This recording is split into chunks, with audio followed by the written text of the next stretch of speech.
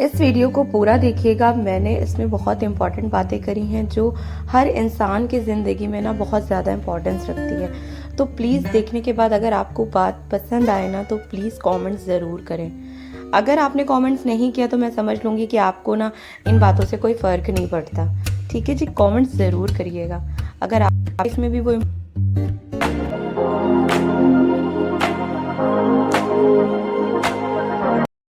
السلام علیکم friends, welcome back to my channel. امید کرتی ہوں آپ سب خیریت سے ہوں گے. الحمدللہ میں بھی خیریت سے ہوں.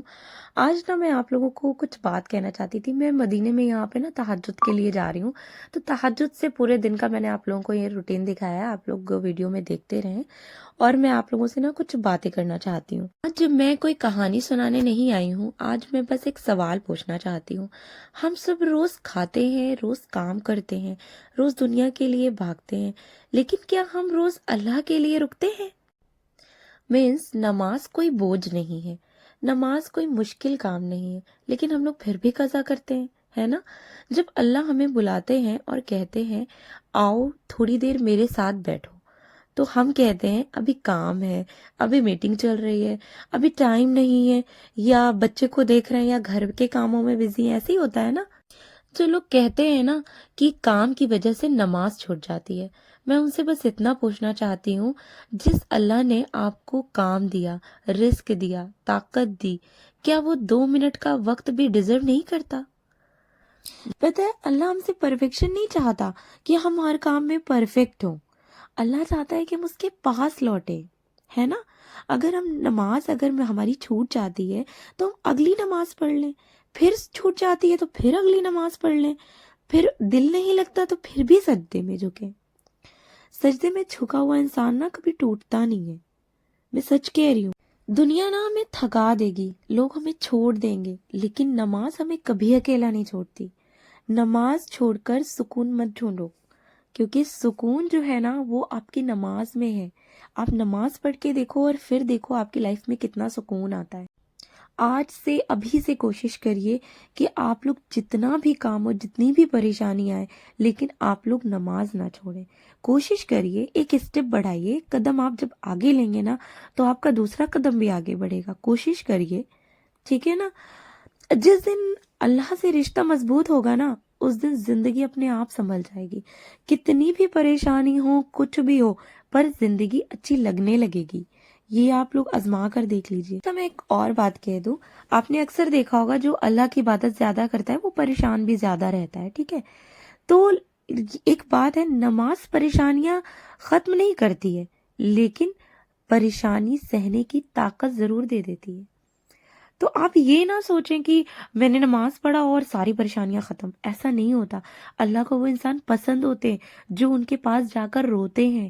وہ ان کو بہت زیادہ, اللہ کو وہ شخص پسند ہوتا ہے جو ان کے سجدوں میں, نماز میں ان کے ساتھ, ان کے پاس بیٹھ کر روتا ہے, ان سے باتیں کرتا ہے.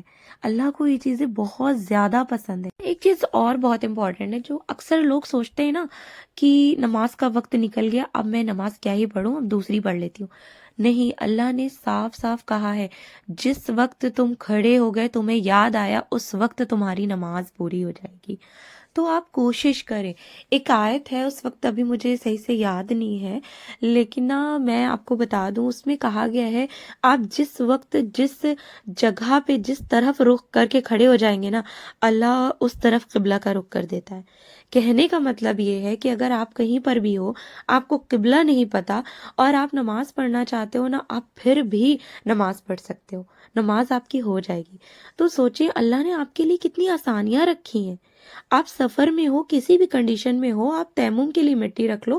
وضو نہیں کر سکتے, آپ تیمم کر کے نماز پڑھ لو, گاڑی میں ہی پڑھ لو, لیکن قضا مت کرو, کوشش کرو کہ اسی وقت پڑھ لو, ٹھیک ہے نا. تو آپ لوگ دیکھیں تو آسانیاں بہت ہیں نماز کی, بہت زیادہ آسانیاں ہیں, لیکن ہم لوگ کرنا نہیں چاہتے, ہم لوگ ان میں جھانکنا نہیں چاہتے. ہم بس اتنا سوچتے ہیں کہ میری نماز قضا ہوگی, چلو اگلی پڑھ لیتے ہیں. نہیں, ایسا نہیں ہوتا. آپ کے نماز, اگر آپ سو گئے, آپ کہیں تھے, آپ کو یاد ہی نہیں تھا کہ نماز کا وقت تھا, کوشش کریں ہمیشہ دھیان رکھیں. لیکن پھر بھی اگر آپ کو دھیان نہیں تھا کہ نماز کا وقت تھا, لیکن آپ کو جس وقت یاد آیا, آپ اس وقت اس نماز کے لیے کھڑے ہو جائیں, ٹھیک ہے، کچھ مکروہ وقت ہوتے ہیں جن میں آپ نہ پڑھیں، لیکن باقی آپ ہر وقت نماز پڑھ سکتے ہو. تو آپ کوشش کرو کہ آپ کو جب یاد آ جائے آپ اس وقت نماز پڑھنے لگے. ایسا نہیں ہے کہ نماز کو نا کہ اب میں پورا ٹائم چھوڑ کے نا جب اگلی نماز ہوگی میں تب ادا کروں.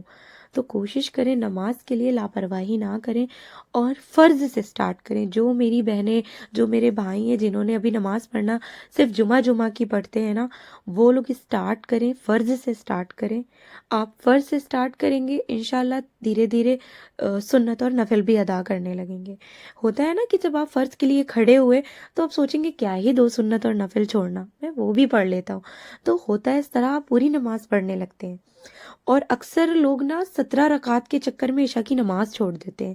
تو آپ دھیان دیں، عشاء کی نماز صرف 4 فرض ہوتی ہے. وتر آپ نماز عشاء رات کی، تو آپ رات میں کبھی بھی وقت ملے اس طرح بھی ادا کر سکتی ہیں، نہیں تو آپ پوری نماز ہی پڑھ لیں.